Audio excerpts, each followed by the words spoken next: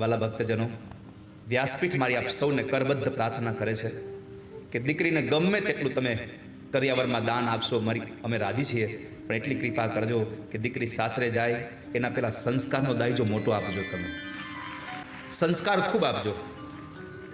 જો સંસ્કાર નહીં હોય તો તમારું આપેલું કરિયાવરની કિંમત નહીં થાય કોઈ દિવસ.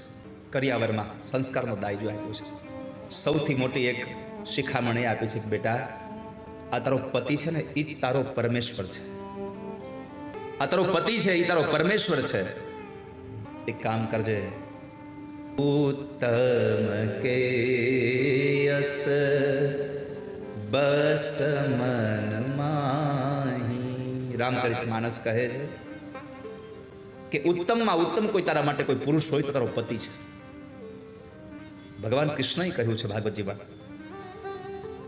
ગોપીઓ જ્યારે ભગવાન પાસે અડધી રાત્રે આવે છે રાસલીલામાં, ત્યારે પરમાત્મા કૃષ્ણ પોતે કહે છે કે હે સ્ત્રીઓ, તમારો પતિ ગમે તેવો જડ હોય, ગમે તેવો દુર્બળ હોય, ગમે તેવો દરિદ્ર હોય, ગમે તેવો રોગી હોય, ગમે તેવો ક્રોધી હોય, છતાં પણ તમારે એને છોડીને અહીંયા ન આવવું જોઈએ, તમારે મૂકીને ન આવવું જોઈએ.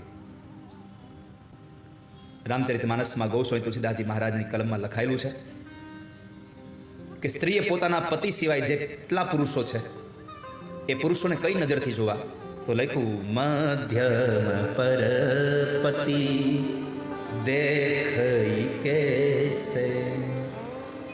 બીજા એ પુરુષો છે એને કેમ જોવા, તો કહે છે પોતાના પતિ કરતાં મોટો હોય, પોતાની ઉંમર કરતાં મોટો પુરુષ હોય તો એને પિતા સમાન ગણવો, પોતાની ઉંમરનો કોઈ પુરુષ હોય તો એને ભાઈ સમાન ગણવો, અને પોતાની ઉંમર કરતાં નાનો હોય તો એને દીકરાના રૂપમાં જોવો.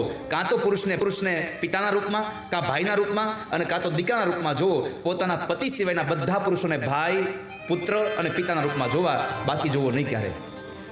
ભ્રાતા પિતા પુત્ર નિજ જૈસે. તમારે એવી જ રીતના જોવો જોઈએ.